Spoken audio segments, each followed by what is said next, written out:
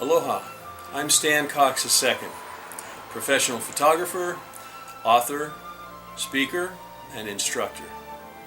If you're considering having a professional portrait made and you want this portrait to be exceptional, you want it to be something that you're proud of to display in your home, to share with your family and friends, something that exceeds your expectations, then I highly recommend that you pick up a copy of this book, The Guide to Your Perfect Portrait. This book can potentially save you hundreds of dollars and countless amount of frustration and disappointment. In this book, you will discover exactly what a portrait is, why you should have a portrait made, what is the best age to have a portrait created, what to expect from your portrait experience, how to find the right photographer for you. And in that chapter, you're going to discover also the questions that you really need to ask when you're interviewing photographers that you're considering hiring, and the answers that you should hear. So what I'm going to do right now is I'm going to read from this book the first chapter for you as a little introduction. And this chapter is, what exactly is a portrait? Portrait is a vertical orientation of a photograph or painting, isn't it? Well, yes, that is one usage of the word portrait, but that's not what a portrait is. Landscape is also used to describe a horizontal orientation. But certainly not everything that has a horizontal orientation is actually a depiction of a landscape. There are many kinds of portraits. That is, a portrait can be a painting, a photograph, a sculpture, or even a poem or written piece. So let's look at the definition of portrait and then examine the different parts of the definition. According to Wikipedia, a portrait is a painting, photograph, sculpture, or other artistic representation of a person in which the face and its expression is predominant. The intent is to display the likeness, personality, and even the mood of the person. For this reason, in photography, a portrait is generally not a snapshot, but a composed image of a person in a still position. A portrait often shows a person looking directly at the painter or photographer in order to most successfully engage the subject with the viewer. I like this description, but I have to amend it to include more than one person at a time, as in a family portrait, and even animals. I also must say that the pose doesn't necessarily have to be a still position. Although in a photograph, painting, or sculpture, the subject is frozen in a static position, they may well be engaged in activity. As far as that goes, a film or video can also present a portrait. And a film and video are by definition motion pictures. As demonstrated by this portrait of Andy Warhol, you may be familiar with this famous portrait of Marilyn Monroe. A portrait doesn't necessarily have to be entirely realistic.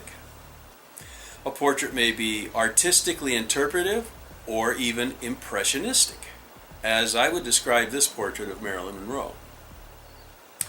A little side note here: all artworks, including professional portraits, are protected by copyright laws and may not be reproduced by any means without the artist's permission, or, as in this case, permission by the copyright owner, which is the Andy Warhol Foundation for the Visual Arts, Artists' Rights Society, New York.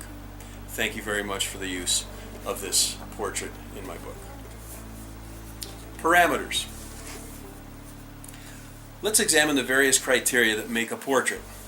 A portrait is an artistic representation of a person or people. Art is subjective, so in the case of portraiture, let's say that the artistic intent of a portrait is to present an attractive or engaging representation. This alone requires some planning, regardless of the medium. In photography, this planning will include deciding on what type of lighting to employ, as well as the camera angle that will best accomplish the desired result. Generally, in portraiture, the artist will attempt to emphasize the subject's more attractive features while hiding or diminishing the less desirable features. Again, art is subjective. And we've all seen portraits of elderly people where the wrinkles and harshness of the face are the dominant features. Well, that's not a case of beautifying the subject. It certainly is engaging. And, in fact, the artist is using lighting that emphasizes the wrinkles and the harshness. The face and its expression are predominant, is another feature in the definition of portraiture.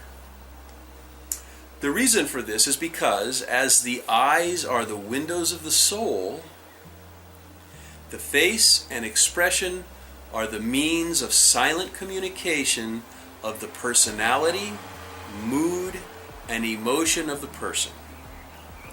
Although I once saw a photograph of an artist standing alone on a roadway in a long coat and bowler hat with the face completely obscured by shadow, does that qualify as a portrait when you can't see the face at all? In that case, yes. That portrait is all about the singular, reclusive, self-absorbed personality of the artist. Representing him in that way did an excellent job of conveying that.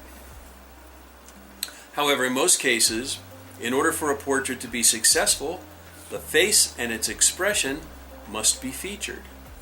Humans are emotional creatures, and our faces and expressions do a very good job of showing our personality, mood, and emotion.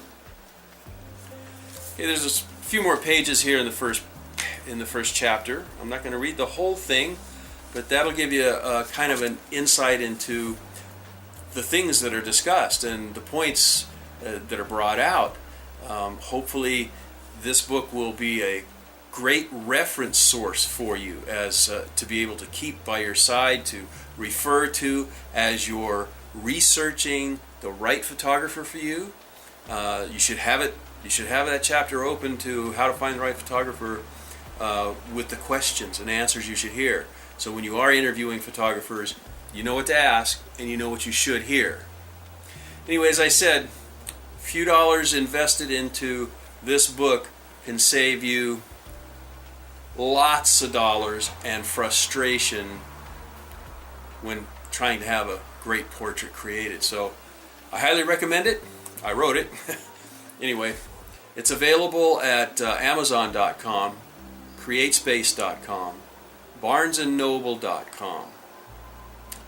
So I hope you check it out.